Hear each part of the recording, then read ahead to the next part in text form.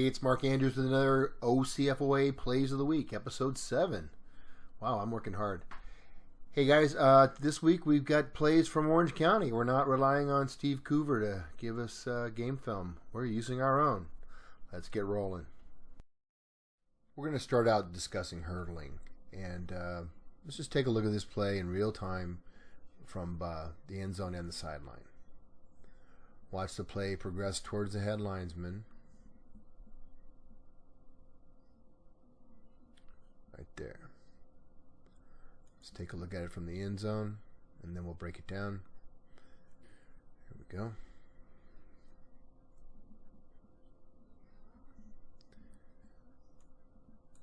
Okay. So let's talk about hurdling. What is hurdling? If we look in Rule 2, we see the definition. Hurdling is an attempt by a player to jump, hurdle with one or both feet or knees foremost over an opponent who is contacting the ground with no part of his body except one or both feet. So if he has a hand on the ground, if he's laying on the ground, butt on the ground, then it's not a hurdle. But if only 1 or 2 feet are on the ground, then we have a hurdle. If he jumps over with his foot or knee foremost. Okay, so if he does a high jump, I guess, or a, what do you call standing standing broad jump, maybe he's okay. All right, here we go. Take a look again. There it is. So difficult to tell from this angle exactly where the defender is. Right there. Looks like he might be on the ground. Let's take a look at it from the end zone. Oh, shoot. Gotta move this thing. Here we go.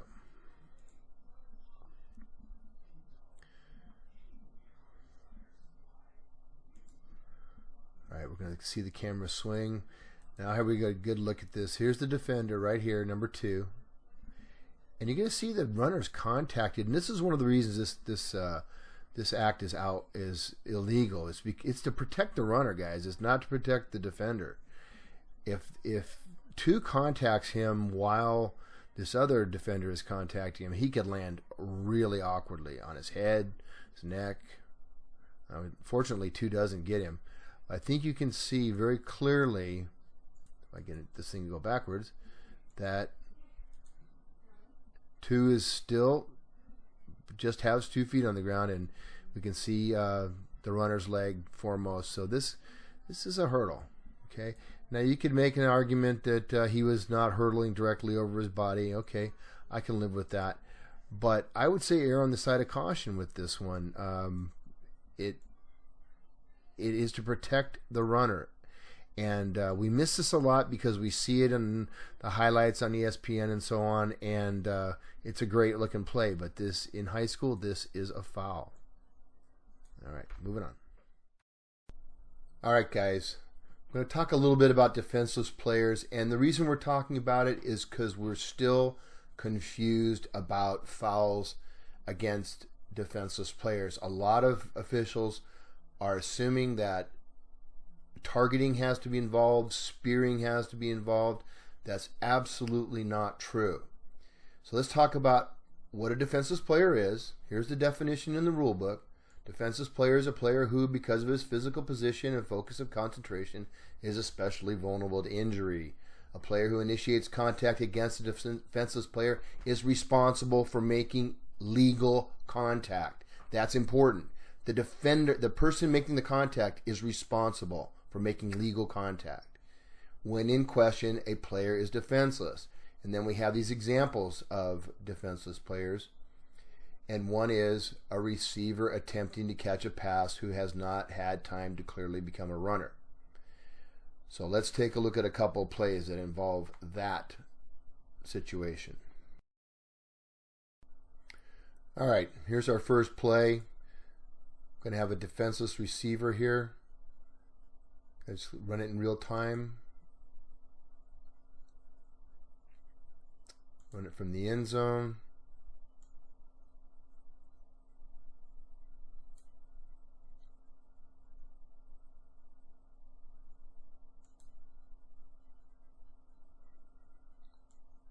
All right, no flags on that play. Let's break this down.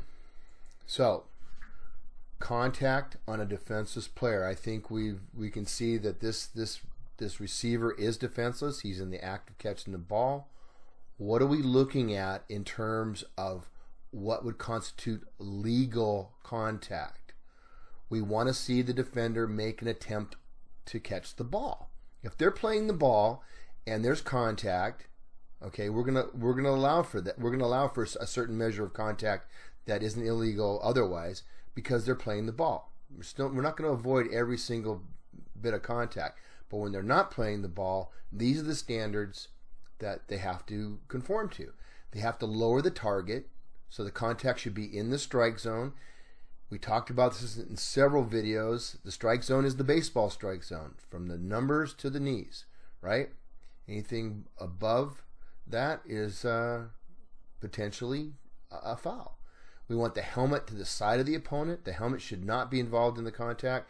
And we'd like to see the defender wrap or tackle the opponent. We say wrap the opponent, but it's really just a tackle, right? They're tackling him, okay. Now, he could tackle him high, and we still might have a foul, right? I think we're going to see that next. But those are the standards we're looking for. If any of those are violated, then we have a potential foul. Let's watch this again. I'm going to freeze it this time. So there's the receiver, and here we have the defender. He's he's got a good five yards there to decide where he's going to hit this guy. Okay, I think you can agree that the receiver's focus and concentration is on the ball. Number 2 there decides to launch upward thrust, shoulder contact to the upper part of the body, and we have an injured player. Let's take a look at it from the end zone.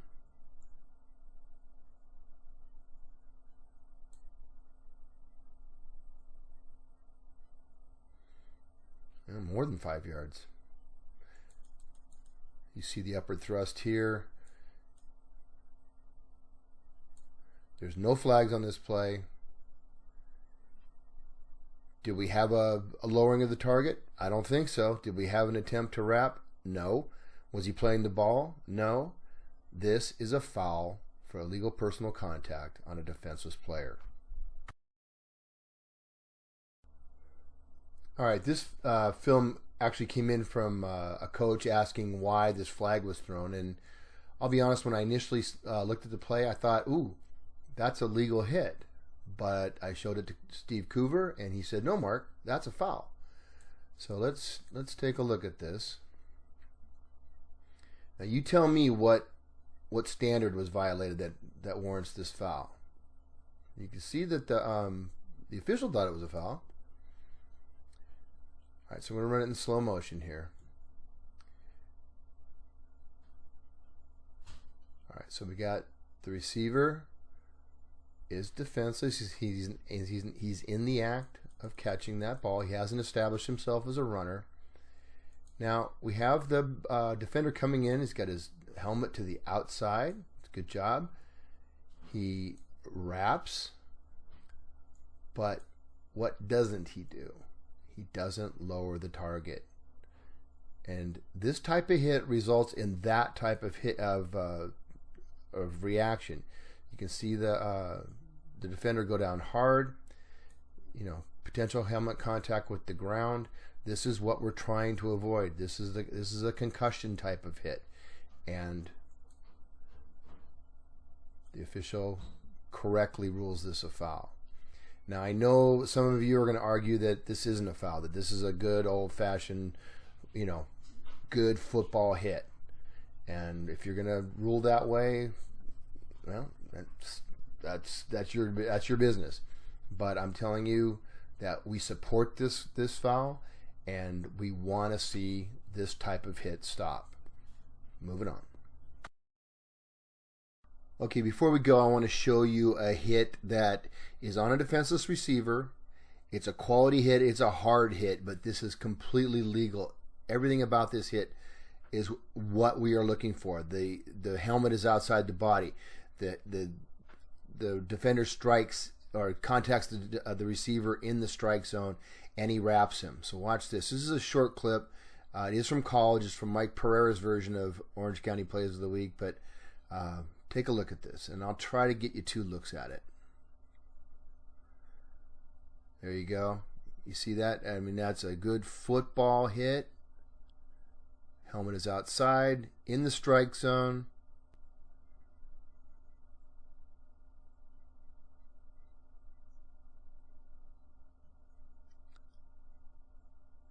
So we can hit hard legally. Moving on. All right, blocks below the waist. We're still missing them. And guys, I know we don't see this a lot, but we've got to be ready for it. In this case, the umpire or the referee's got to pick this up. Notice we have a pistol formation.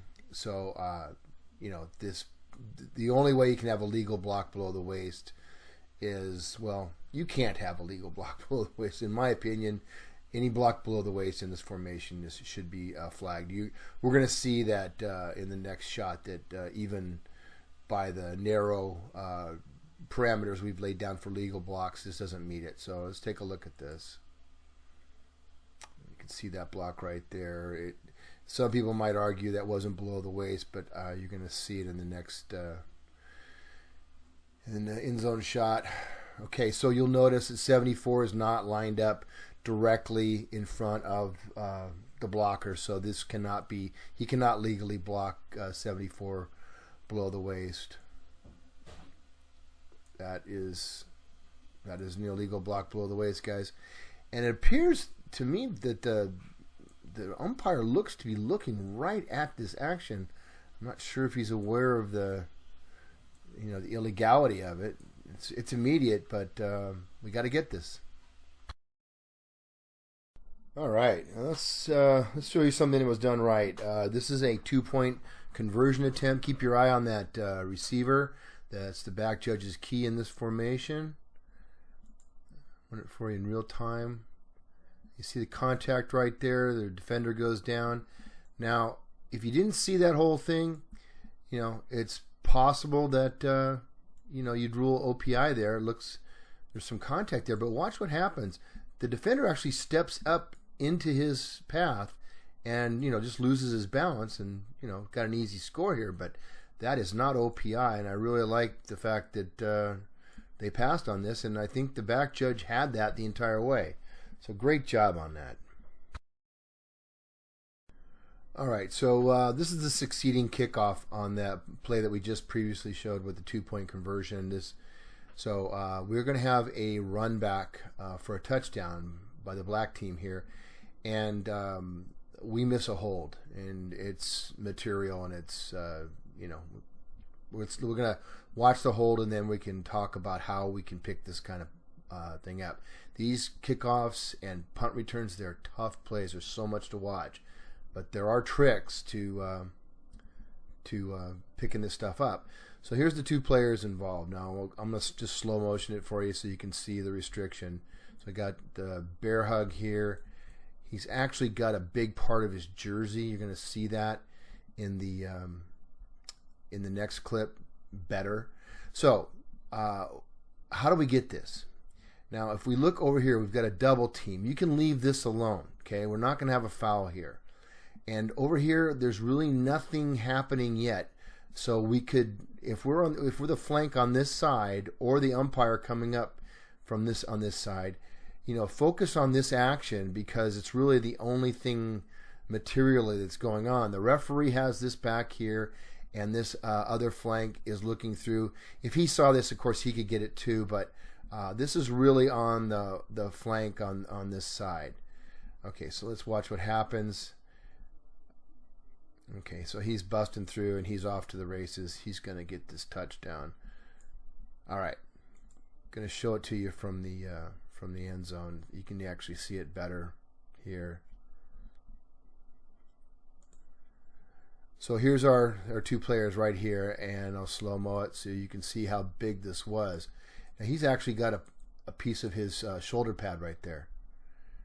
So this, obviously if you saw this, you would throw the flag on this. There's no question this is holding. It's just a matter of missing it. In other words, we got so much action on the field, all over the field, that we don't focus in the right place. And, these are the actions we want to look. We want to look at here, here, and here. The rest of this, nothing's happening yet. Okay, so see that restriction, and he is off to the races.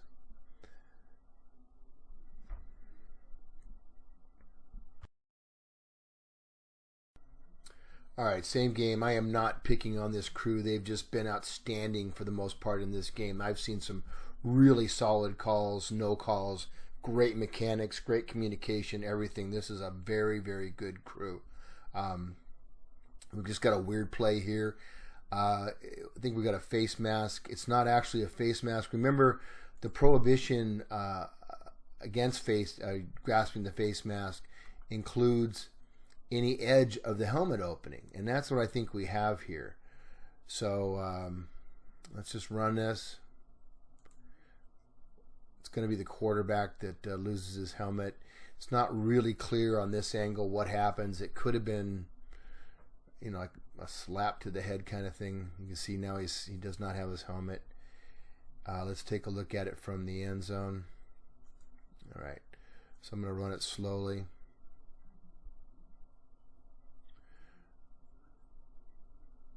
Okay, he's trying to get away. 81 there is going to, you see right there, got the back of his helmet. Now, the referee really can't see this action.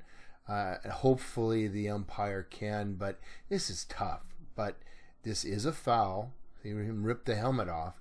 And I guess what I'm saying is, if you see the helmet come off like that, maybe you want to consider that it's a face mask. But, again, one of those things that catches us by surprise. As official, we hate surprises. All right, moving on. All right, guys, I'm going to call this clip "What's Wrong with This Picture?" We got a lot wrong here. First thing, take a look at this formation.